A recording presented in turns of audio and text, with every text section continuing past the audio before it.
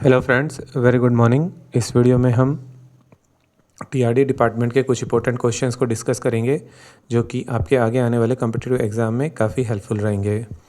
Last video में हमने 51 से 100 क्वेश्चंस को डिस्कस किया था, जिसमें 68 नंबर क्वेश्चंस को मैंने उस वीडियो में गलत बता दिया था, जिसको हम इस वीडियो में करेक्ट कर लेते हैं। इसमें ये पूछा गया था कि with increase in temperature what is the effect on specific gravity value. अगर टेम्परेचर इंक्रीज़ कर रहा है तो स्पेसिफिक ग्रेविटी की वैल्यू में क्या फ़र्क पड़ेगा। तो एक्चुअल में स्पेसिफिक ग्रेविटी डिक्रीज़ हो जाती है, तो इसका करेक्ट आंसर ए ही है। मैंने उस वीडियो में इंक्रीज़ बता दिया था, तो आप इसको नोट डाउन कर लीजिए प्लीज़ कि ये एक्चुअल में टेम्परेचर बढ़ने से इसकी स्पेसिफिक ग्रेविटी डिक्रीज़ हो जाती है। और ये क्यों डिक्रीज़ होती है? एक्चुअल में डेंसिटी होती है मास अपॉन में वॉल्यूम। टेम्परेचर बढ़ने से क्या हुआ कि फ्लूइड के थोड़ा वॉल्यूमेट्रिक एक्सपेंशन हो गया, बट वॉल्यूमेट्रिक एक्सपेंशन होने से उसकी जो कॉन्सेंट्रेशन है वो तो उतनी ही है, तो हमें डेंसिटी में गिरावट आ गई, तो इस वजह से ये डिक्रीज़ हो जाती है। ठीक है, तो specific gravity value decreases with respect to increase in temperature. ठीक है, और इसको एज़ करेक्टेड हम करने के लिए तब हम इसको 0.0007 ऐड करते हैं उसके अंदर, जब हमें एज़ करेक्टेड करना होता है। अगर यही पूछा गया कि हम भी इंक्रीज़, अगर ये क्वेश्चन आता है न्यूमेरिकल वैल्यू कि हाँ हाइड्रोमीटर इतना शो कर रहा है और उसकी एज़ करेक्टेड निकालिए, तब हम उसको इस तरीके से ऐड करके एज़ करेक्टेड निकालते हैं। बट यहाँ पे यही पूछा है कि टेम्परेचर बढ़ने से क्या होता है टेम्परेचर बढ़ने से स्पेसिफिक ग्रेविटी डिक्रीज़ होती है।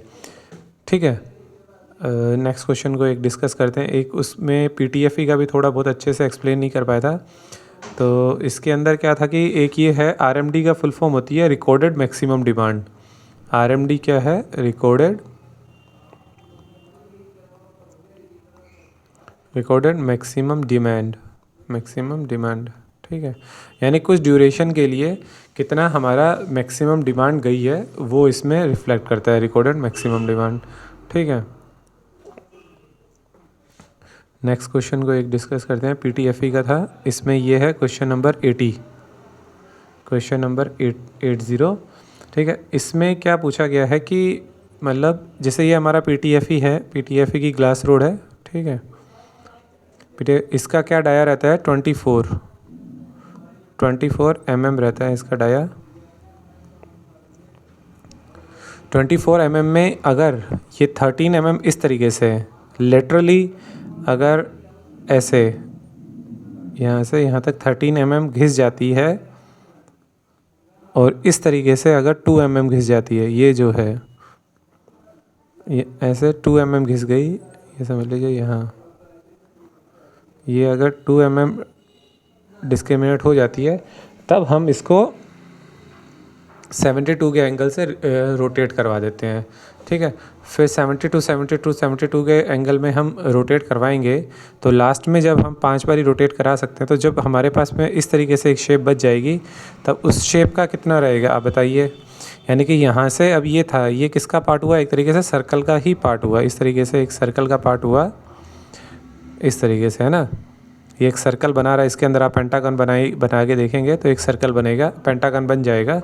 तो अपने पास में जो बचा पेंटागन, उसका कितना यहाँ से इस जगह पर कितना डाया रहेगा, या इससे कहीं पर भी आप चेक करेंगे उसको, ये कितना बचा, यानी ये बचा हमारे पास में 22 mm। तो यही इस क्वेश्चन में पूछा गया था, what is the maximum wear and condemning dia of glass fibre insulated rods in either fluorotype PTFE to rotated by, यानी कंडेमनिंग डाया कितना होगा? 22, क्योंकि यहाँ से तो 2 mm निकल गया। ठीक है, तो कंडेमनिंग डाया क्या बचा हमारे पास में? 22। ठीक है, और 13 mm ये है मैक्सिमम वियर, ये क्या हुआ? 13 mm मैक्सिमम वियर हो गया, यानी यहाँ से यहाँ तक कितना हुआ? 13 mm, तो ये मैक्सिमम वियर हो गया। तो ऑप्शन ए इसका करेक्ट आंसर है। नेक्स्ट क्वेश्चन हम डिस्कस कर लेते हैं।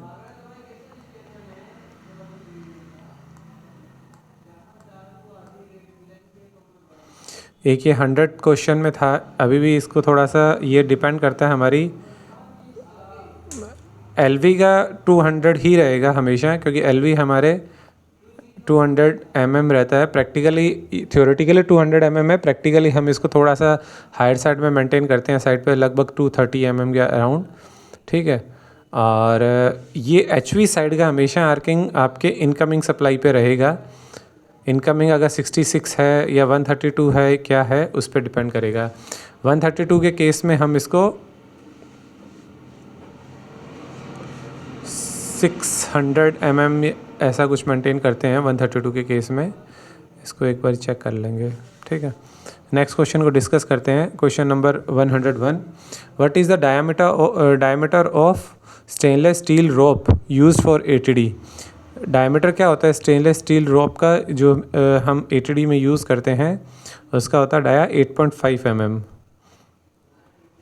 Next question, how many stands are present in the G jumper. G jumper में कितने स्टैंड्स होते हैं, इसको मेमोराइज कर लीजिए। इसमें 133 स्टैंड्स होते हैं, 133।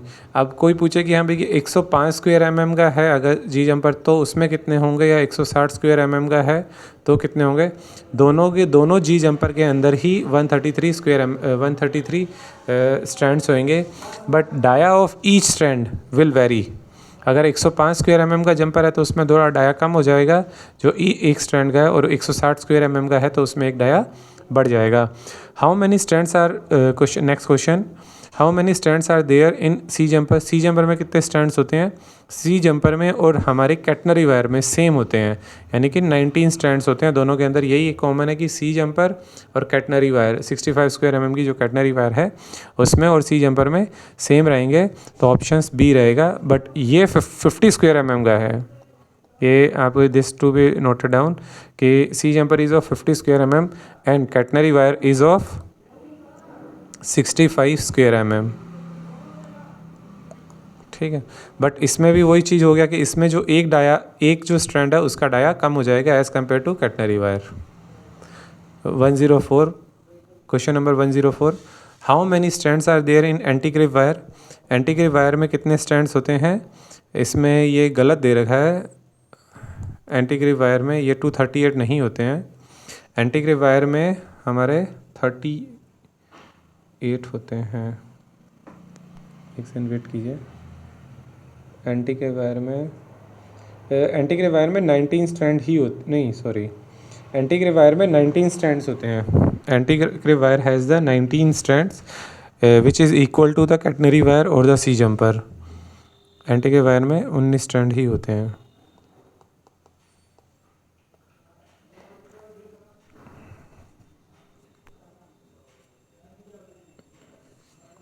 Next question, how many strands are in the large span wire.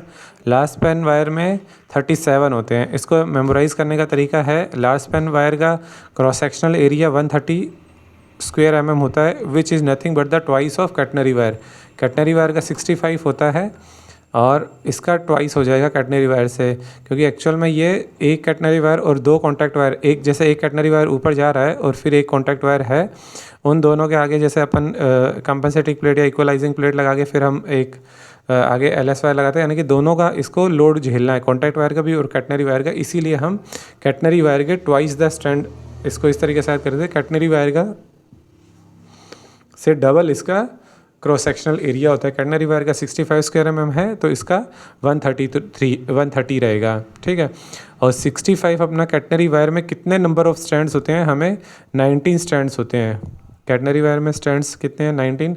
तो जैसा कि इसका क्रॉस सेक्शनल एरिया डबल है तो इसी स्ट्रैंड्स कितने करेंगे हम, 19 का डबल 38 होता है, बट एक लेस होता है तो इसके 37 स्ट्रैंड्स रहते हैं मेरे LS वायर में।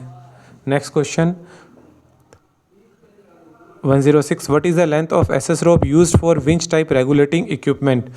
क्या SS रोप की लेंथ क्या रहेगी, विंच टाइप के ATD अगर है हमारी विंच टाइप की रेगुलेटेड इक्विपमेंट है तो उसके लिए हमारी रहेगी 10.5 मीटर की, 10.5 मीटर की ये ATD की SS रोप रहेगी विंच टाइप के केस में, ठीक है। और यही 3 पुली के केस में कितनी हो जाएगी, 7.02।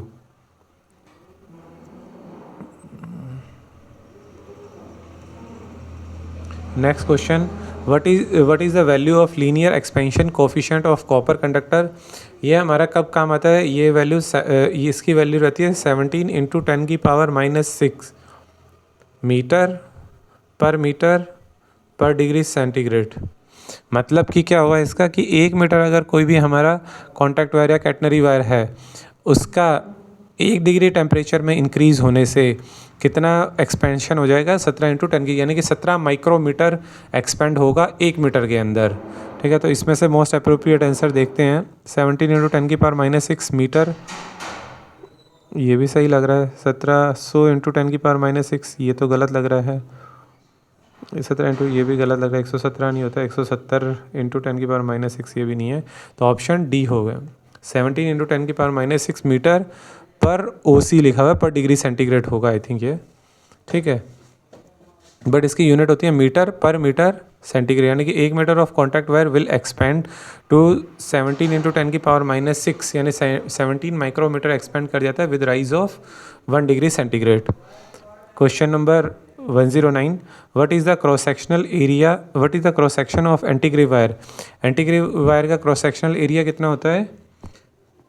एंटीग्रेव wire has a cross sectional area of 90 ही रहता है इसका एंटीग्रेव वायर का। ऑप्शंस में से कोई नियर बाय इसका 93 है, तो यही होगा। वैसे 90 स्क्वायर mm रहता है, 90 स्क्वायर mm एंटीग्रेव वायर।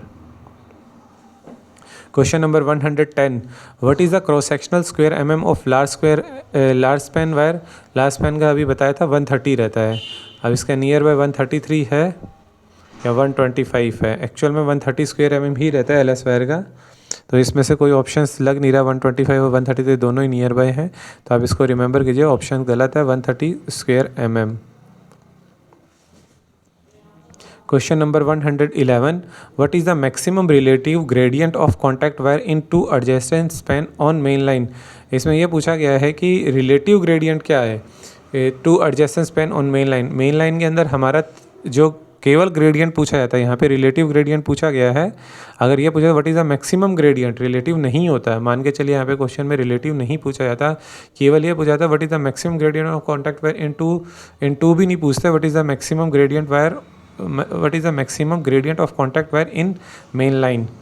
तब उस क्वेश्चन को कैसे बनता है, तब उस केस में हो जाता है हमारा 3 mm पर मीटर होता है। ठीक है, और अभी ये रिलेटिव ग्रेडियंट पूछा है तो इसका हाफ हो जाएगा। रिलेटिव कितना हो जाएगा, 1.5 mm पर मीटर रहेगा, 1.5 mm पर मीटर, ऑप्शन ए। ये रिलेटिव ग्रेडियंट क्या होता है, डिफरेंस ऑफ 2 एडजेसेंट स्पैन रहता है, मतलब इस स्पैन और उस स्पैन में जो ग्रेडियंट का डिफरेंस है उस तरीके से निकालते हैं, बट यूजुअली ये हाफ हो जाता है दोनों, मतलब जो अपना मेन ग्रेडियंट रहेगा उसका हाफ रिलेटिव ग्रेडियंट हो जाएगा।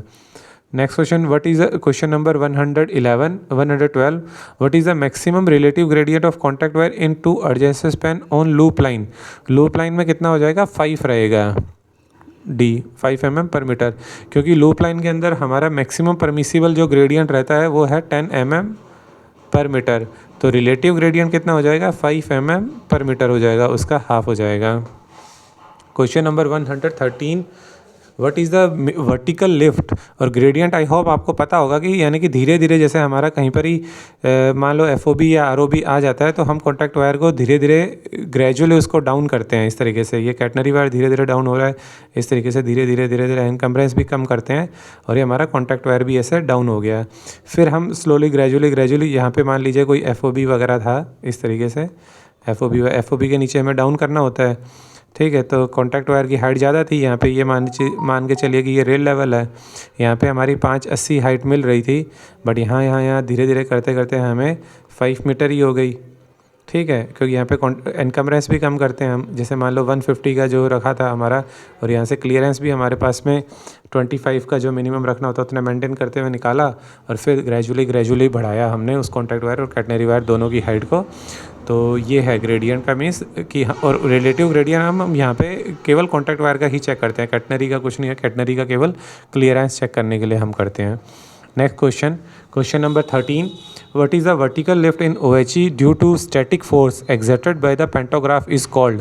पुशअप्स बोलते हैं हमारा पेंटोग्राफ, जैसे ये कैटनरी और कॉन्टैक्ट वायर है, जैसे यहाँ पे अगर मान लो पेंटो चल रहा है इस तरीके से, और ये हमारा लोकोमोटिव है, ठीक है, इस तरीके से चलता जाएगा, इस डायरेक्शन में बढ़ रहा है, तो ये क्या करता है कि यहाँ पे कॉन्टैक्ट वायर को एक 7 kg के फोर्स लगा रहा है। कोई भी कॉन्टैक्ट वायर होता है उसके ऊपर ये धक्का मार रहा है, हमारे स्प्रिंग वगैरह लगा रहता है, तो इस पे 7 kg का फोर्स लगा रहा है, ठीक है, इसके वर्टिकल तो उसकी वजह से थोड़ा सा कॉन्टैक्ट वायर हल्का सा ऊपर उड़ जाता है, तो उसको स्टैटिक फोर्स जो लगा रहा है उसे हम पुशअप बोलते हैं।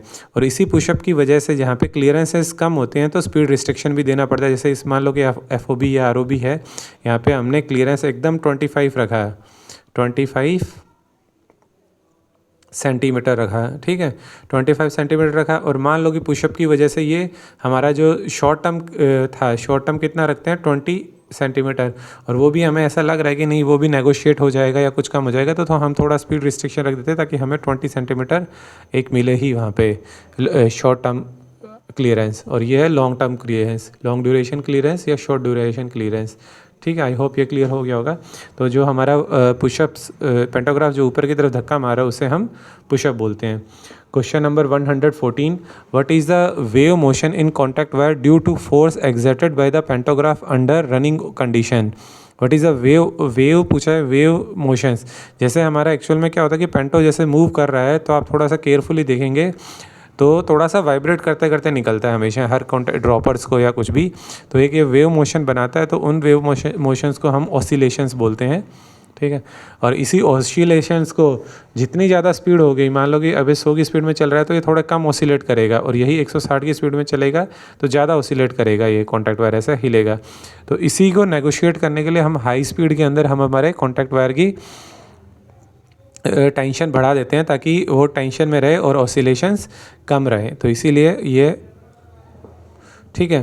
तो जब भी 160 kmph के सेक्शंस हैं उनके अंदर या तो हमने 800 kg के फोर्स लगाए या 735 के लगाए हैं to increase the tension instead of 665 kg के जो फोर्स 665 kg का काउंटर वेट की बजाय हमने उसमें इंक्रीज़ कर दिए हैं counter weights. Question number 115, what is the initial deflection adopted during grouting called. जो इनिशियली हम ग्राउटिंग के टाइम में उसको जो डिफ्लेक्शन दे रहे हैं उससे हम बोलते हैं, जो हम इंटेंशनली खंबे को पीछे की तरफ अवे फ्रॉम द ट्रैक देते हैं जनरली टेंजेंट ट्रैक के केस में, उसे हम रिवर्स डिफ्लेक्शन बोलते हैं।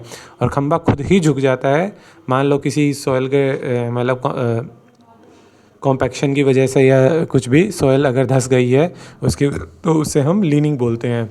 Question number 116, what is the maximum overall earth resistance of PTFE neutral section. PTFE neutral section का कंबाइंड अर्थ रेजिस्टेंस कितना होता है, कंबाइंड पूछा है, इंडिविजुअल नहीं पूछा है, यानी कि वो जो अर्थ पिट है हमारी रेल के साथ कनेक्टेड है उस टाइम पे हमें उसका अर्थ रेजिस्टेंस चेक करना है, तो हमारा कितना आएगा 0.5 ओम। 117, what is the length mm of a glass fiber messenger insulator provided on catenary for PTFE। What is the length mm of glass fiber messenger insulator provided on the catenary for the PTFE। इस question को हम check करेंगे, ये question सही नहीं है, ठीक है। इस क्वेश्चन को एक बार दोबारा चेक करेंगे क्योंकि ये अर्थर फ्लोरी के केस में लगभग 2 मीटर के आसपास रहती है, ये 1.40 नहीं है। इसको हम नेक्स्ट वीडियो में भी हम डिस्कस कर लेंगे इसका, या अभी देख ही लेते हैं एक सेकेंड। इसका 2.1 मीटर रहता है, इसका 2.50 मीटर का रहता है। इस क्वेश्चन को 2.50 मीटर है।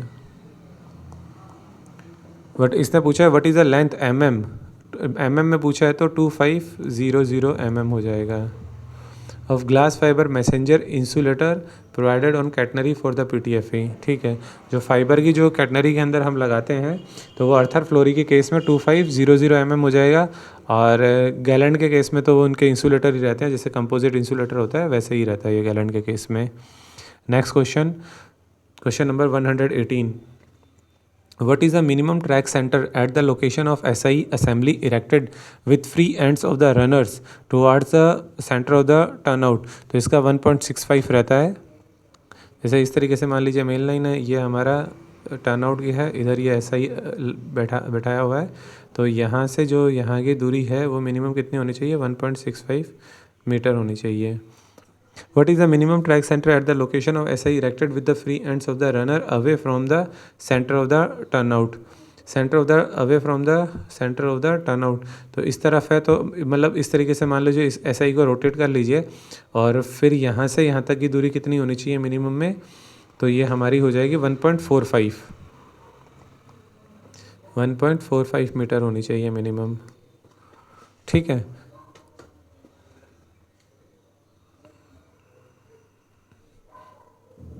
इसमें पूछा है 1.65, ये एक्चुअल में 1.65 यहाँ से यहाँ तक हो गई।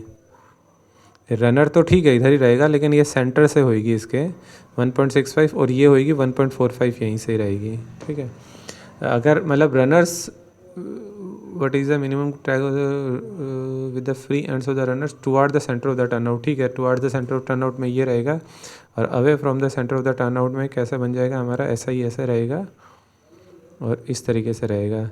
तो इस केस में हमारी कितनी हो जाएगी, ये जो डिस्टेंस रहेगी 1.45 रहेगी।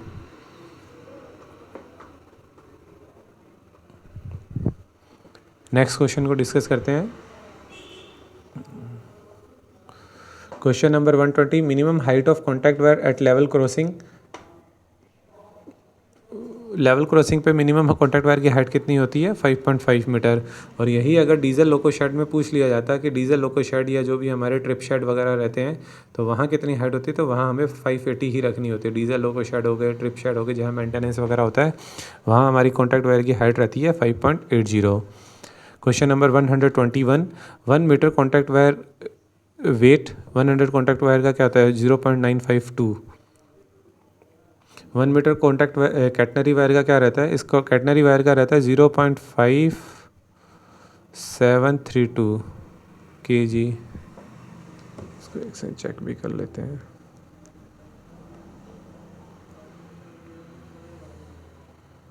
Five nine seven three 5973 contact catenary wire का कितना रहेगा, 0.5973। इसमें से कोई भी ऑप्शन सही नहीं है, तो इसका आप याद कर लीजिए 0.5973 kg पर मीटर। ठीक है, 1 मीटर में कितना वेट रहेगा कैटनरी वायर का, और कौन सी कैटनरी वायर, 65 स्क्वायर mm वाली, क्योंकि हम कुछ भी बोलेंगे तो 65 स्क्वायर mm और 160 स्क्वायर mm कॉन्टैक्ट वायर की बात करेंगे। Question number 123, condemning diameter of contact wire on main line. Main line में कंडेमनिंग डाया कितना होता है, 825 होता है, 8.25। और यही अगर आजकल हाई स्पीड का काफ़ी काम चल रहा है, 160 kmph के नए सेक्शन बन रहे हैं, तो उसमें अगर कंडेमनिंग डाया पूछा जाए तो 8.42 रहेगा। Question number 124, condemning diameter of contact wire on yards. Yard में क्या रहेगा कॉन्टैक्ट वायर का कंडेमनिंग डाया, 8 mm रहेगा। Permissible gradient of contact wire on main line. Permissible gradient क्या रहेगा कॉन्टैक्ट वायर का मेन लाइन के केस में, ये हमने बताया था अभी 3 mm पर मीटर रहता है ग्रेडियंट भी आपको समझा दिया कि ग्रेडियंट होता क्या है कि स्लोली इंक्रीज और decrease in the contact wire height. और ये क्यों करते हैं, ओवरलाइन स्ट्रक्चर से क्लियरनेस बनाने के लिए करते हैं। Question number 126, permissible gradient of contact wire in yards. Yards में कितना रहेगा, 10, ऑप्शन सी 10 mm पर metre. Question number 127, what relay will act when 2 different phases are bridged. आप बताइए क्या रहेगा, 2 डिफरेंट अगर फेजेस, अगर इस क्वेश्चन से ही हमें लग रहा है कि हाँ भाई 2 डिफरेंट फेजेस, अब इनके फुल फॉर्म अगर पता होगी तो आप खुद ही कर लोगे। रॉन्ग फेज कपलिंग, यानी कि 2 फेज अगर गलत कपल हो गए तो कौन सी रिले एक्ट करेगी, तो रॉन्ग फेज कपलिंग एक्ट करेगी। और ये किस किस कंडीशंस में एक्ट कर सकती है, ये किस कंडीशन में एक्ट कर सकती है, कहाँ हमारे 2 फेजेस अलग अलग रहते हैं, ये हमारे एसपी के पास में रहते हैं। जनरल कंडीशन में कहाँ रहेंगे, मतलब अगर फीड एक्सटेंडेड वगैरह नहीं है उस केस में नहीं बात कीजिएगा, नॉर्मल कंडीशन की बात करते हैं तो हमारा एसपी के एक साइड में हमारा मान लो अलग फेज़ है और दूसरे साइड में अलग फेज़ रहेगा, तो वहाँ हमारा पीटीएफई टाइप का न्यूट्रल सेक्शन लगाया जाता है 2 फेज़ को, कभी ब्रिजिंग ना हो। बट इन केस में वहाँ पे, और वो ब्रिजिंग इंटरप्टर हमारा नॉर्मल कंडीशन में ओपन रहता है। एसपी का हमेशा ब्रिजिंग इंटरप्टर नॉर्मल कंडीशन में ओपन रहेगा। अगर मान लो गलती से टीपीसी उसको क्लोज़ कर दे तो क्या आएगा, रॉन्ग फेस कपलिंग आ जाएगा। और वैसे स्काडा में ऐसा लॉजिक दे रखा होता है कि वो टीपीसी चाह के भी उसको क्लोज़ नहीं कर सकता है। बट मान लीजिए स्काडा फुली फंक्शनल नहीं है और उसको ब्रिजिंग बीएम को क्लोज़ कर दिया, तब हमारी रॉन्ग फेस कपलिंग की जो ये रिले है वो एक्ट कर जाएगी। और ये एक केस में और कर सकती है कि मान लीजिए इस तरीके से पीटीएफई लगा हुआ है, ये ऐसा पीटीएफई है, ठीक है, और यहाँ पर भी मल्टी लोको का केस मान के चलिए या फिर हाँ मल्टी लोगों का केस मान के चलिए, तो इसमें एक का आगे, आप मान लीजिए एक अजम्पशन करते हैं कि एक पेंटो आगे वाला इसका लोगों का खड़ा है और ये उसके पीछे जो बैंकर लोगो है उसका पीछे वाला खड़ा है। मान लीजिए यहाँ एक और लोगो बना लेते हैं थोड़ा लंबा, तो इस तरीके से ये लोगो है और इसका पीछे वाला भी खड़ा है। और इन्होंने क्या किया कि डीजे भी ऑफ़ नहीं किया, और इस तरीके से अब ये क्या होगा, डीजे ऑफ़ किया नहीं है, तो जब ये ऐसे पास किया है तो इसमें से ऐसे ऐसे ऐसे इस तरीके से ब्रीजिंग हो सकता है, ऐसी कंडीशन बन सकती है। तो ऐसा है। या फिर अगर मेमू वगैरह का भी केसेस मान के चलें तो उस कंडीशन में भी हो सकता है। तो मल्टी लोगों के केस में ब्रीजिंग होने का भी एक संभावनाएं है, या फिर ब्रीजिंग इंटरप्टर्स को टीपीसी गलती से उसको क्लोज़ कर दे या वहाँ का मैनिंग स्टाफ ही उसको क्लोज़ कर दे, तो भी ऐसे मिस्टेक्स हो सकती हैं। तो उस केस में डब्ल्यूपीसी एक्ट कर जाएगा। Question number 128, what is the rating of drop out fuse of 80 provided at the station. हमारे ड्रॉप आउट फ्यूज़ की क्या रेटिंग रहती है। ये हमारा स्टैंडर्ड चाहे कोई भी KVA का हो, हमारा 80, चाहे वो 10 KVA हो, चाहे 5 KVA हो, चाहे 25 KVA का हो, सब जगह हम लगा देते हैं 1 एम्पियर का फ्यूज़। तो ये सब जगह कहीं पर भी विद वैसे देखा जाए तो अगर हमारा 10 KVA का है, मान लीजिए यहाँ पे क्वेश्चन करते हैं कि अगर 25 KV की सप्लाई है, ठीक है, और 5 KVA का हमारा लोड है, तो मैक्सिमम करंट प्राइमरी साइड में कितना जाएगा। तो मैक्सिमम करंट कितना जाएगा प्राइमरी साइड में, यानी कि 1/4, यानी 5 डिवाइडेड बाय 25 करेंगे तो हमारा कितना हो गया 1/5, सॉरी 1/5, यानी कि 0.2 एम्पियर ही हमारे उसकी प्राइमरी की करंट की कैपेसिटी है, मतलब कंटिन्यूस करंट। और यही अगर मान लीजिए 10 KVA का है, 10 KVA का है, अगर मान लो 10 KVA का हमारा 80 है, तब हमारा कितना जाएगा 10 डिवाइडेड बाय 25 मान के चलते हैं, तो हमारा कितना हो गया ये 0.4 एम्पियर। और इसी तरीके से हमारा 25 KVA का 80 है, तब हमारा 1 एम्पियर आ जाएगा। लेकिन हमने सभी में फ्यूज़ कितने लगा दिए, सभी में 1, चाहे वो 0.5 का हो, मैंने सभी जगह 1 एम्पियर का ही फ्यूज़ देखा है, तो जनरली इसका आंसर 1 एम्पियर ही रहता है। तो 1 एम्पियर का ही लगाते हैं, तो 1 एम्पियर का रहेगा हमारा फ्यूज़, चाहे 25 KVA का 80 भी होता है तब भी 1 एम्पियर का ही लग जाता है। Question number 129, what type of fire extinguisher is used for electrical Fyers.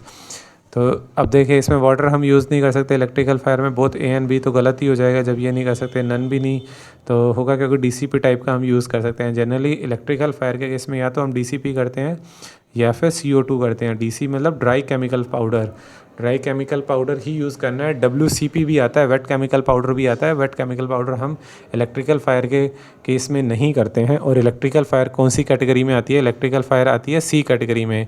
आपको पता होगा कि 3 कैटेगरी होती हैं, A, B, C। इसको याद करने का तरीका है सॉलिड, लिक्विड और गैस, ठीक है। गैस कौन सी होगी, इलेक्ट्रिकल वाली भी गैसियस हो या इलेक्ट्रिकल हो, ये सब C कैटेगरी में आ जाती है, ठीक है। तो जो हमारे फायर एक्सटिंग्विशर जो इस कैटेगरी में फिट करेंगे, जो C में चलेगा वही हमें यूज़ करना है। और C में CO2 और DCP टाइप का 2 चलता है, ठीक है। और CO2 और DCP को आप B टाइप में और A टाइप में आराम से यूज़ कर सकते हैं, ठीक है।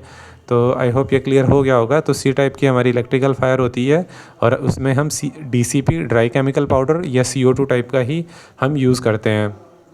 Next question 130, specific gravity means क्या होता है।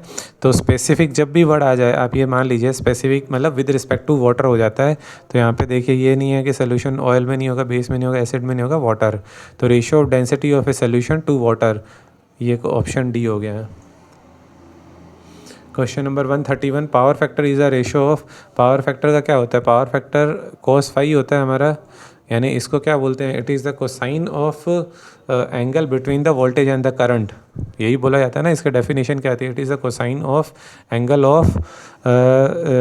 Between the voltage and current, यानी कि वोल्टेज और करंट के बीच में जो एंगल बना उसका जो कोसाइन लिया है वो पावर फैक्टर होता है। cos phi का फॉर्मूला होता है R/Z। R क्या हुआ, एक तरीके से हमारी ट्रू पावर, और ये हो गई Z मतलब क्या होता है, √R² + X² होता है ना Z हमारा। तो यानी R² मतलब रियल पावर और अपेरेंट, यानी कि जो टोटल रिएक्टिव पावर को मिला के क्या बना, तो apparent power, APPARANT apparent power. तो ये ratio of true power to apparent power होता है। 131A। Question number 132, what is the purpose of arcing horn provided for AT. Arcing horn क्यों लगाते हैं हम एटी में? तो एटी में हम arcing horn as a L ही यूज़ करते हैं, लाइटनिंग अरेस्टर, क्योंकि हमारा जब भी लाइटनिंग आएगी तो आर्किंग हॉर्न से होते हुए वो ग्राउंड हो जाएगी।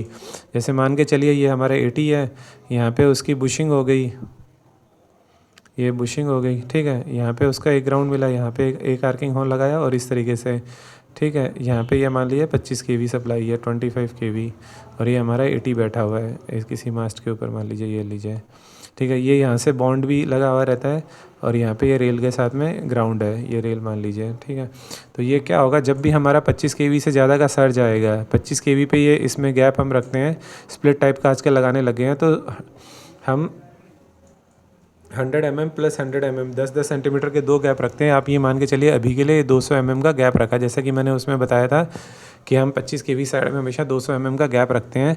तो अभी ये मान लीजिए 200 mm है, ठीक है, और जैसे ही 25 kV से सप्लाई ज़्यादा हो गई, जैसे मान लो कुछ आर्किंग आया जैसे, तो बिजली वगैरह गिर गई, मतलब वो हुआ थंडरस्टॉर्म वगैरह हुए और लाइटनिंग हुई, तो उसके इसमें उसका पोटेंशियल होगा ज़्यादा।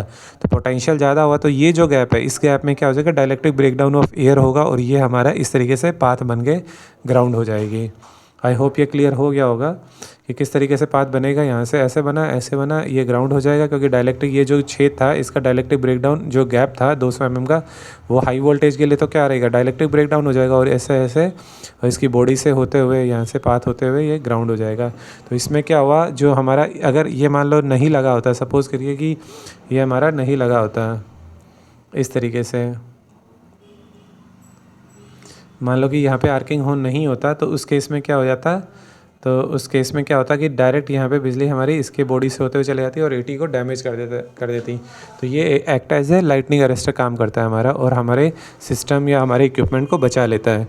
Question number 133, what CB will trip when there is a overload. Overload के केस में कौन सी CB ट्रिप होगी, LV-CB ट्रिप होगी, क्योंकि हम LV-CB की जो ओवरलोडिंग की रेटिंग रहती है वो as compare to HV-CB overloading से थोड़ी सी लोअर साइड में रखते हैं ताकि हमारा LV-CB ही पहले ट्रिप हो एक तरीके से। तो ओवरलोड में केस में हमेशा LV-CB पहले ट्रिप होगी। Question number 134, what is the voltage rating primary and secondary of traction power transformer. Voltage rating क्या रहती है, what is the voltage rating primary and secondary. Primary and secondary के अंदर प्राइमरी ये हो सकती है, ये भी हो सकती है, ये भी हो सकती है, सेकेंडरी के केस में ये भी हो सकती है और ये भी हो सकती है। तो जनरली 25 kV सेकेंडरी में नहीं होती है, हमारा 27 ही रहती है सेकेंडरी के अंदर, RDSO की गाइडलाइंस है ऐसे।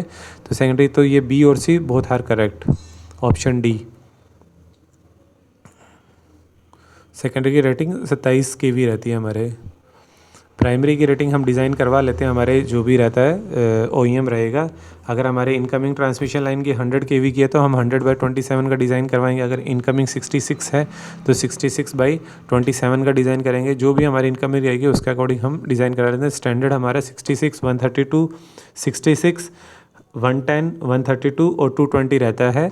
बट मुंबई में मैंने देखा था एक वेबसाइट केसेस है उसमें इनकमिंग 100 है, तो ये थोड़ा सा अलग भी था वो, तो इसी चक्कर में। बाकी जनरली हमारा 66, 110 और 132 और 220 इनकमिंग रहती है। Question number 135, what is the purpose of shunt capacitor bank in TSS।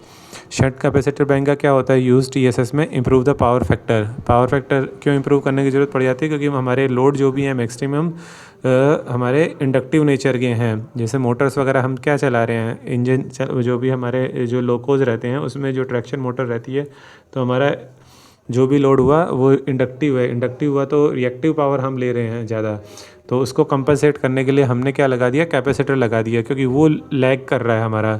Motors inductors क्या करती हैं, लैगिंग नेचर की होती हैं, और इसलिए हमने कैपेसिटर लगा दिया, शंट कैपेसिटर, ताकि लीडिंग हो जाए। तो लीडिंग होने से और उसको वो कंपनसेट करेगा तो पावर फैक्टर हमारा इम्प्रूव हो जाएगा। Question number 136, what is the gap of arcing horn of power transformer on HV and LV side. ये क्वेश्चन फिर से आ गया, इस क्वेश्चन को हम थोड़ा सा बाद में ही डिस्कस करेंगे अच्छे से। Question number 137, what is the cross sectional of MS flat used for earthing of secondary terminal of traction transformer secondary terminal को अर्थिंग करने के लिए हम क्या करते हैं, 75 जो भी हमारे TSS हैं उसमें पूरे के अंदर ही हम 75/8 की MS फ्लैट यूज़ करते हैं, चाहे वो प्राइमरी साइड हो चाहे वो सेकेंडरी साइड हो, सब जगह हमने 75/8 की पूरे TSS में लगाते हैं। Question number 138, what is the maximum air gap, what is the maximum air pressure in बाकी ये 75/8 की बजाय हायर साइड में भी जा सकते हैं, that depend upon the fault MVA। 80/12 की भी RDSO की गाइडलाइंस है कि अगर फॉल्ट MVA ज़्यादा है, अगर हमने उसको कैलकुलेशन में हमने ज़्यादा रखा है और तो उस तरीके से हम और हमारे सप्लाई है वो रखते हैं, बट जनरली हमारे 75/8 ही लगाते हैं सब जगह।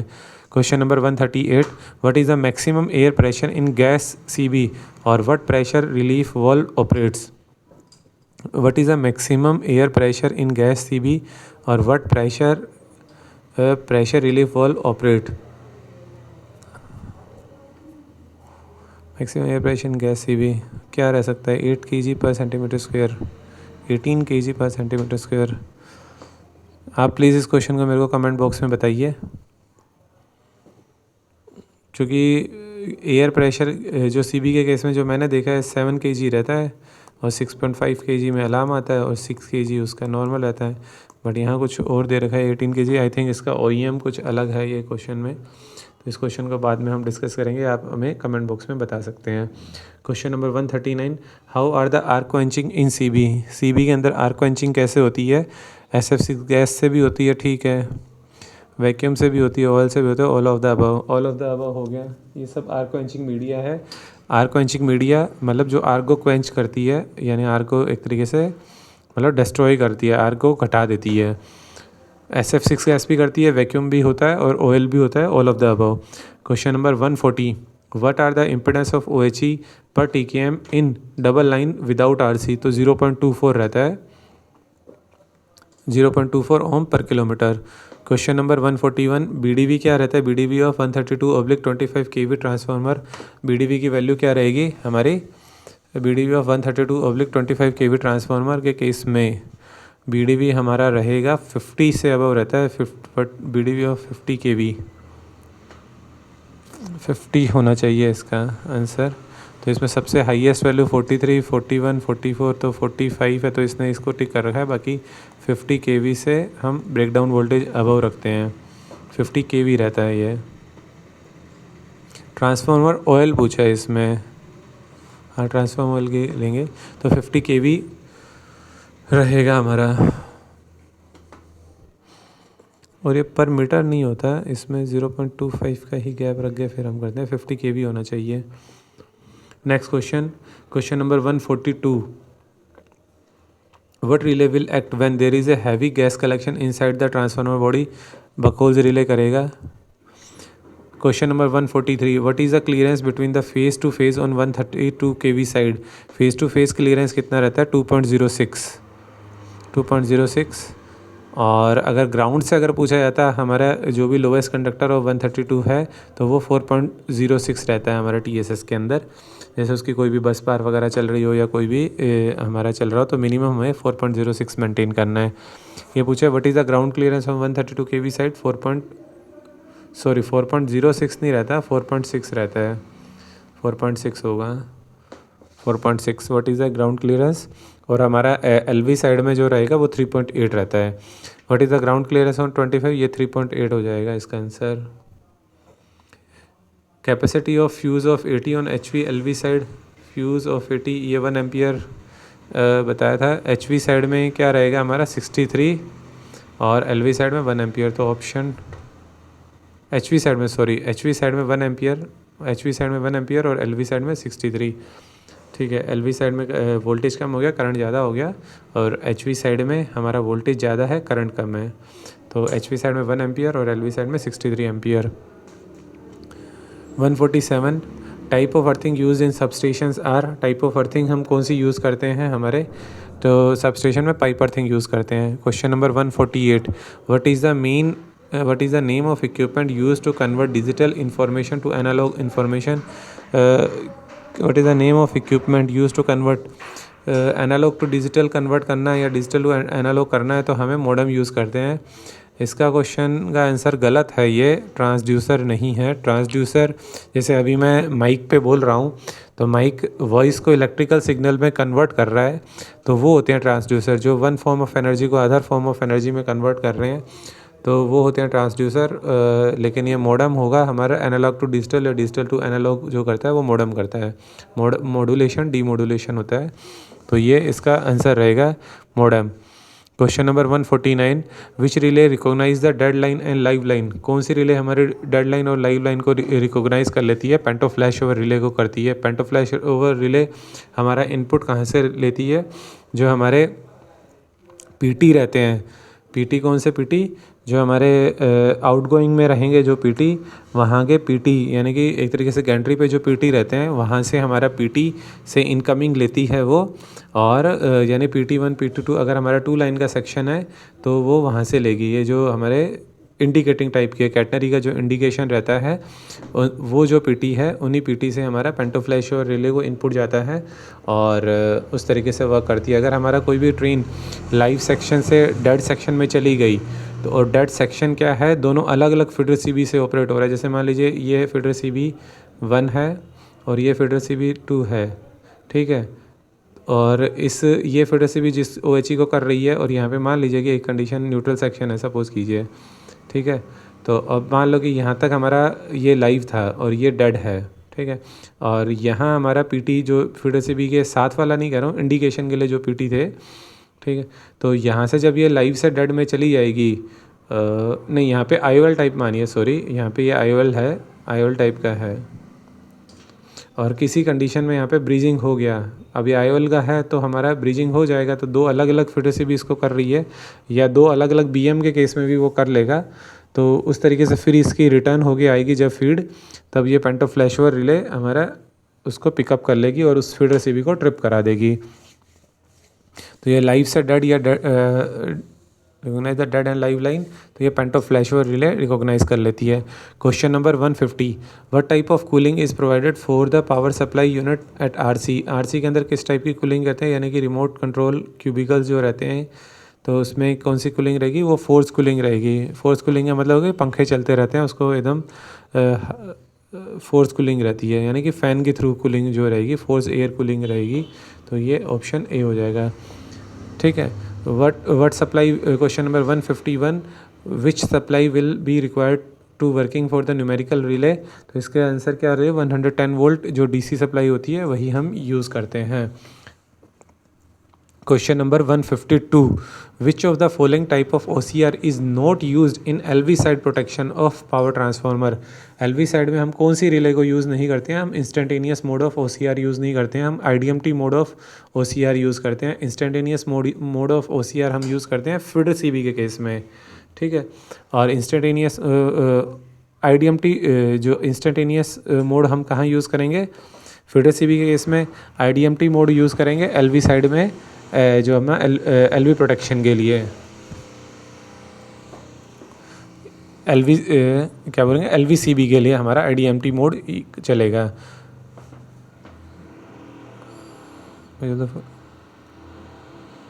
Next question 153, activation of LV REF relay will issue trip command to LV CB और HV CB। जो भी हमारा अर्थ फोल्ड REF आएगा तो ये LV CB और HV CB दोनों को ट्रिप करवा देगा, तो B and C हो जाएगा, LV CB and HV CB। Question number 154, which of the following relay is not a part of feeder protection. Note A part of IDMT, जैसे मैंने बताया था IDMT OCR हमारा फीडर प्रोटेक्शन का part नहीं है। Question number 155, which of the following relay is not a part of capacitor bank protection. कौन सी रिले हमारा कैपेसिटर बैंक प्रोटेक्शन का पार्ट नहीं है? Following relay is not a part of capacitor. Unbalance relay, हाँ बिल्कुल है, अनबैलेंस रिले हमारा प्रोटेक्शन का पार्ट है कैपेसिटर बैंक का, क्योंकि हमारा अनबैलेंस आ जाता है। जैसे इस तरीके से क्या रहता है, हमारा ब्रिजिंग की व्हीटस्टोन ब्रिज के फॉर्म में ये हमारे सारे कनेक्टेड रहते हैं, और ये NCT हमारे बीच में आ गई, ठीक है, और इस तरीके से रहता है, ये ऊपर से 25 kV से चार्ज होगा और ये ग्राउंड इस तरीके से रहेगा, ये हाँ ग्राउंड हो गया, ठीक है। तो ये मान लीजिए यहाँ पे 27 kV आ गया और ये हमारा इस तरह का अर्थिंग हो गया, ये अर्थिंग,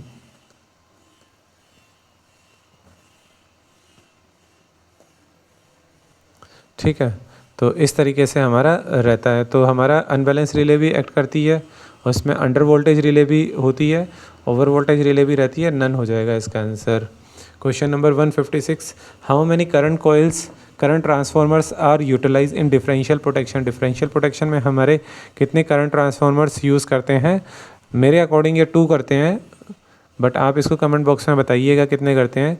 अगर सिंगल फेज़ का ट्रांसफार्मर है, अब इस क्वेश्चन में देखिए ये चीज़ है कि पावर ट्रांसफार्मर इसने बोला है, पावर ट्रांसफार्मर हमारा ट्रैक्शन ट्रांसफार्मर भी है।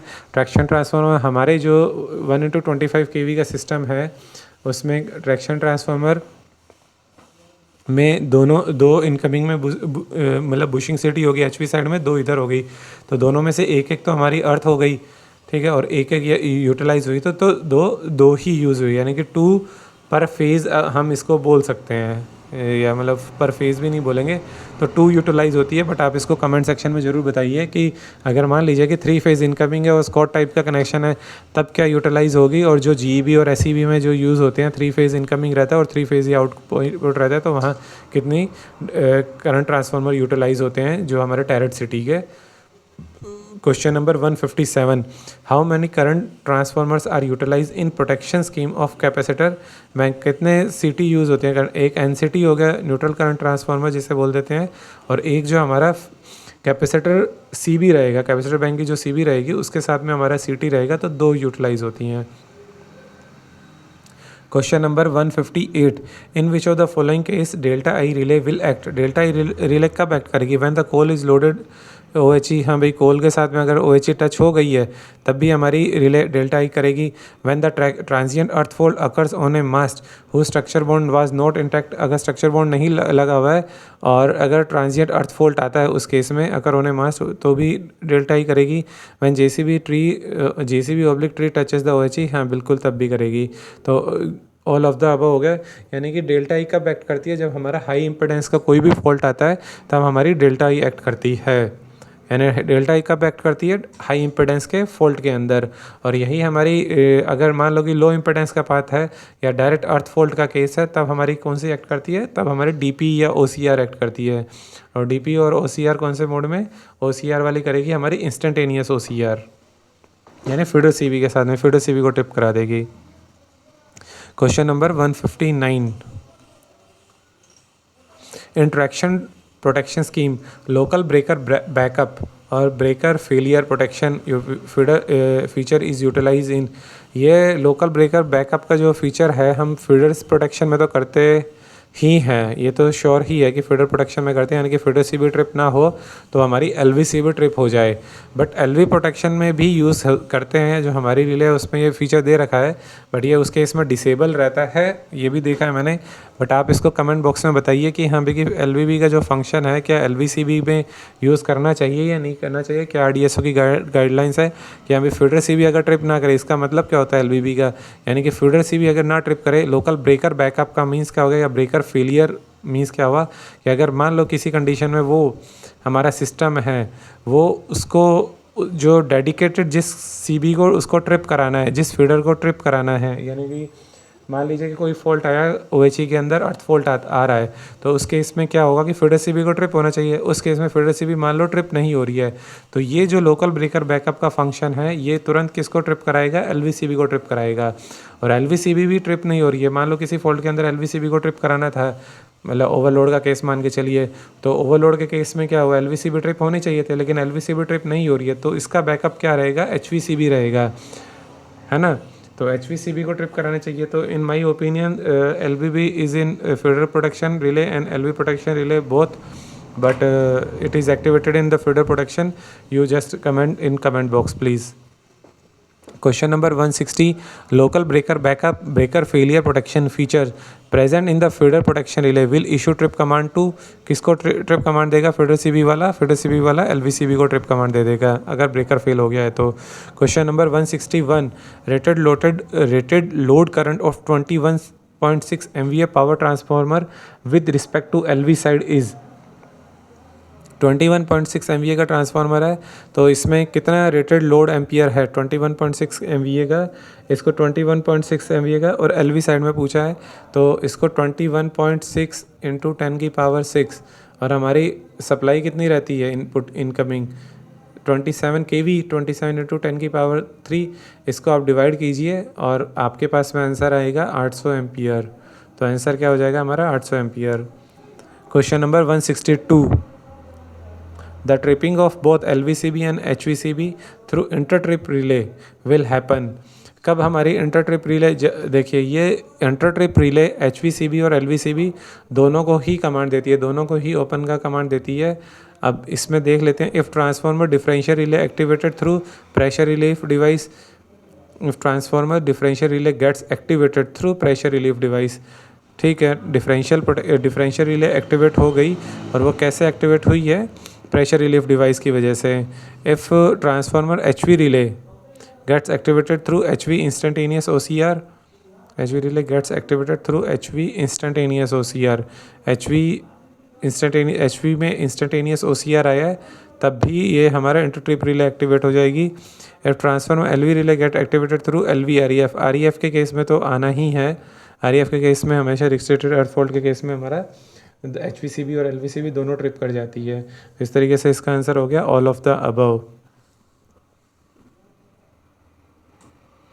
तो इस तरीके से हमने इस वीडियो के अंदर 162 क्वेश्चंस को डिस्कस किया। नेक्स्ट वीडियो के अंदर हम नेक्स्ट 50 क्वेश्चंस को डिस्कस करेंगे। Thanks for watching.